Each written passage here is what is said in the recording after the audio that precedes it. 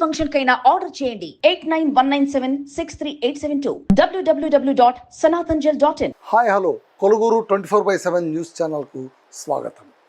బండి భగీరథ్ తెలంగాణలో సంచలనం సృష్టించినటువంటి నిందితుడు బండి భగీరథ్.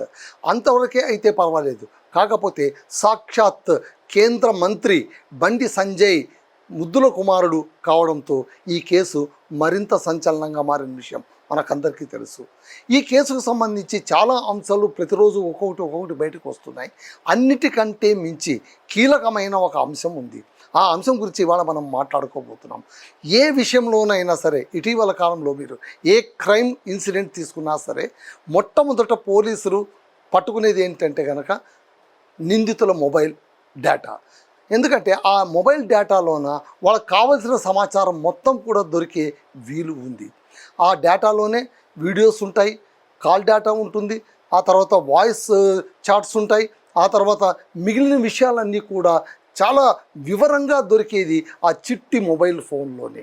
ఆ చిట్టి మొబైల్ ఫోన్ కోసం ఇప్పుడు పోలీసులు నానా తంటాలు పడాల్సిన పరిస్థితి వచ్చింది. బండి భగీరథ్ దగ్గర ఉన్నటువంటి కాస్ట్లీ ఐఫోన్ ఎప్పుడైతే కేసు ఫైల్ చేశారో బాధితులు మే 8వ తారీఖున ఎప్పుడైతే కేసు ఫైల్ చేశారో అగెన్స్ట్ బండి భగీరథ్, వెంటనే ఆ ఫోన్ స్విచ్ ఆఫ్ అయిపోయింది. ఆ ఫోన్ స్విచ్ ఆఫ్ అయిపోయిన తర్వాత పరిణామం ఏంటంటే పలుమార్లు దాన్ని ఫార్మాట్ చేసి ఉండవచ్చు అని పోలీసులు అనుమానిస్తున్నారు.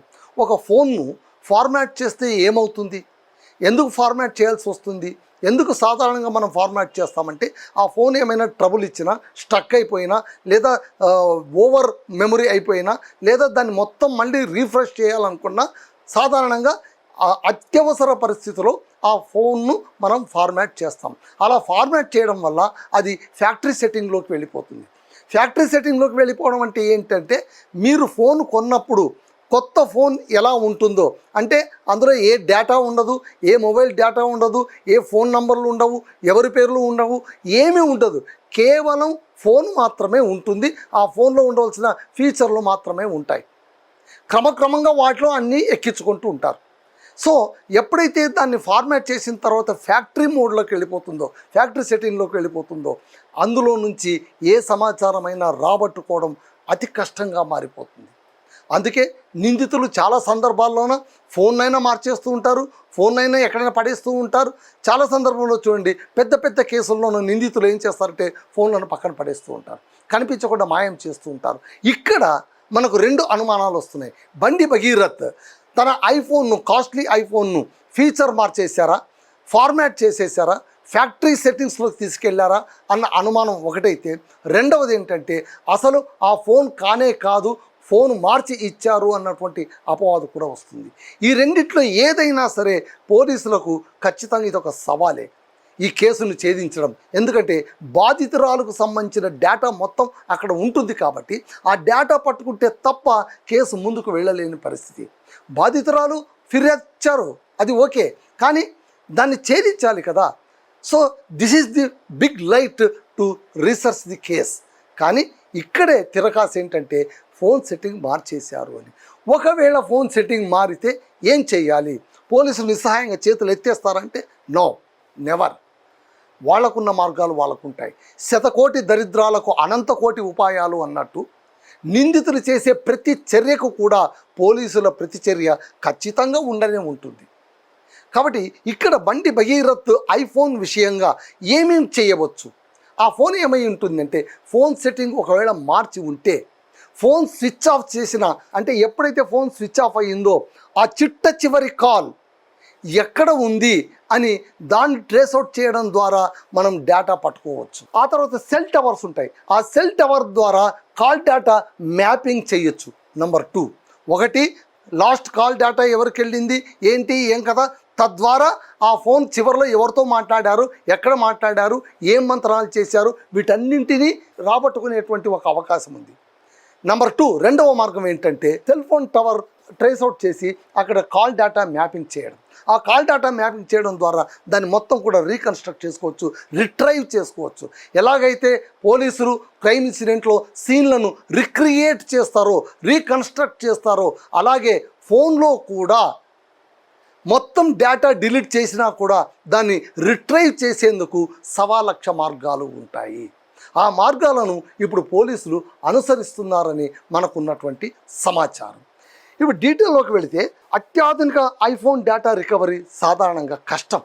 ఎందుకంటే దాని ఫీచర్స్ చాలా టఫ్గా ఉంటాయి. ఫీచర్స్ టఫ్గా ఉండడం వల్ల ఎలా దాన్ని ఛేదించాలి అంటే మామూలు ఇండియన్ ఐఫోన్స్కు ఇండియన్ ఫోన్లకు ఆ తర్వాత ఐఫోన్కు ఫీచర్స్లో ఖచ్చితంగా తేడా ఉంటుంది. ఇండియన్ ఫోన్లో అయితే కనుక ఖచ్చితంగా దాన్ని ట్రేస్ అవుట్ చేయొచ్చు. ఆ తర్వాత దాని పాస్వర్డ్ ప్రతి ఒక్కటి కూడా బ్రేక్ చేయొచ్చు. కానీ ఐఫోన్కి ఏంటంటే ఆ టెక్నాలజీ తెలిసిన వాళ్ళే మనకు రావాలి, వాళ్ళే దాన్ని ఛేదించాలి, అదొకటి ఉంటుందన్నమాట. సో ఇక్కడ ఏంటంటే అడ్వాన్స్డ్ ఫోరెన్సిక్ టూల్స్, సెలబ్రేట్ వంటి ఫోరెన్సిక్ సాఫ్ట్వేర్లు. సో దీనికి ఏం వాడబోతున్నారంటే ఫోరెన్సిక్ సాఫ్ట్వేర్లు వాడబోతున్నారు. నెంబర్ 4, ఈ ఫోరెన్సిక్ సాఫ్ట్వేర్ ద్వారా ఏంటంటే దీన్ని బ్రేక్ చేసే అవకాశం ఉంటుంది. అడ్వాన్స్డ్ ఫోరెన్సిక్ టూల్స్తో సెలబ్రేట్ వంటి ఫోరెన్సిక్ సాఫ్ట్వేర్లను వాడుతారు. ఐఫోన్లోన ఫ్లాష్ మెమరీ నుంచి డిలీట్ అయిన డేటాలో నుంచి చాటింగ్, వీడియోలు, ఫోటోలను రికవరీ చేసేందుకు తగిన మార్గాలు ఉన్నాయని నిపుణులు అంటూ ఉన్నారు. కాబట్టి మొత్తం చేతులు ఎత్తేయలేదు, రికవరీ చేసుకోవడానికి మార్గాలు ఉన్నాయి. ఇవి కాలేదు అనుకోండి, ఐక్లౌడ్ ఉంటుంది. ఆ ఐక్లౌడ్లోన అకౌంట్ను యాక్సెస్ చేయొచ్చు. ఐక్లౌడ్ అంటే ఈ ఫోన్లో ఉండే డేటా మొత్తం కూడా ఐక్లౌడ్లో ఉంటుంది.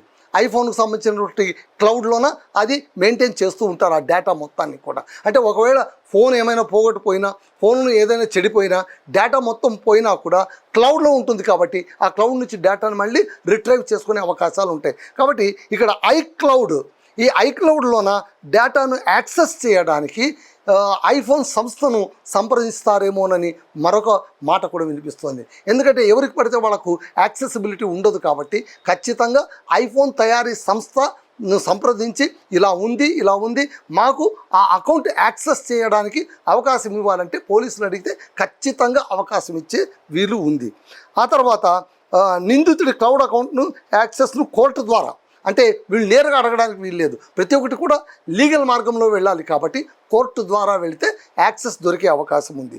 ఇది కూడా అసాధ్యమైతే, ఒకవేళ ఇది కూడా అసాధ్యమైంది అనుకోండి, భగీరథ్ ఫోన్ ద్వారా ఏది దొరికే వీలు లేదు, కంప్లీట్ జీరో, సెట్ జీరో అంటే, బట్ అప్పటికీ కూడా మరొక మార్గం ఉంది. భగీరథ్ ఫోన్ మనకు డెడ్ అయి ఉండొచ్చు, లేదా అది ఫ్యాక్టరీ మోడ్లో వెళ్ళి ఉండొచ్చు, అందులో ఉన్నవన్నీ డిలీట్ అయి ఉండొచ్చు. కానీ ఆ ఫోన్ నుంచి పంపిన ఫోన్ ఒకటి, రిసీవ్ చేసుకున్న ఫోన్ ఉంటుంది, బాధితురాలి ఫోన్. సో ఆ బాధితురాలి ఫోన్లోన మొత్తం ఉంటుంది.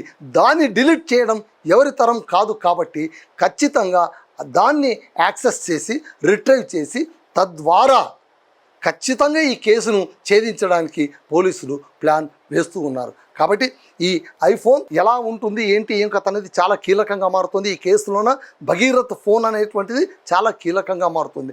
మీరు జాగ్రత్తగా చూస్తే ఈ కేసు చిత్ర విచిత్ర పరిణామాలకు లోనవుతున్నాయి. కేసు ప్రారంభించినప్పటి నుంచి కూడా అటు బండి భగీరథ్, ఆ తర్వాత వాళ్ళ తండ్రి గారు బండి సంజయ్, వీళ్ళిద్దరూ కూడా శత విధాలుగా ప్రయత్నించిన విధానాలు మనకు కనిపిస్తుంటాయి. తద్వారా మంత్రి బండి సంజయ్ గారికి ఎక్కలేనటువంటి అపవాదు మూట తెచ్చుకున్నారు. ఇప్పటికీ చాలామంది అనేది ఏంటంటే, ఒకవేళ ఆయన నిజంగా పెద్ద మనిషి అయి ఉంటే తన కొడుకును ఆ కేసు ఎదుర్కోవాలి. ఎందుకంటే ఆయన పైన ఒక ఆరోపణ, ఏదో ఒకటి ఆరోపించారు. ఆ ఆరోపణలో నిజమెంతో అబద్ధమెంతో వీ డోంట్ నో. పై కేసు అంటున్నారు, లెట్ హిమ్ గో, వెళ్ళి విచారణ ఎదుర్కొని కడిగిన ముత్యంలో బయటికి రాని అని గర్వంగా తన కొడుకును అప్పగించి ఉండింటే ఖచ్చితంగా బండి సంజయ్ పేరు తెలంగాణ రాష్ట్రంలోనే కాదు భారతదేశంలో మొత్తం మారుమోగిపోయేది. కానీ ఆ తండ్రి అలా చేయలేదు. కొడుకు కోసం అన్ని దారులను కాచాడు, అన్ని దారుల ద్వారా ప్రయత్నించారు. చివరికి చేసేది లేక పోలీసులకు తాను అప్పగించానని అతను అంటున్నారు, లేదు మేం పట్టుకున్నామని పోలీసులు అంటున్నారు. ఈ రెండు విషయాలు కూడా తేలాల్సిన అంశాలు. కాబట్టి సో బండి భగీరథ్ కేసు విషయంగా చాలా చిత్రాతి విచిత్రాలు మున్ముందు కూడా మనం చూడబోతున్నాం. అందులో ప్రధానమైనటువంటిది అతను వాడినటువంటి కాస్ట్లీ ఐఫోన్. అదండి ఈ వీడియోకి సంబంధించినటువంటి ముఖ్య సమాచారం. Thank you all.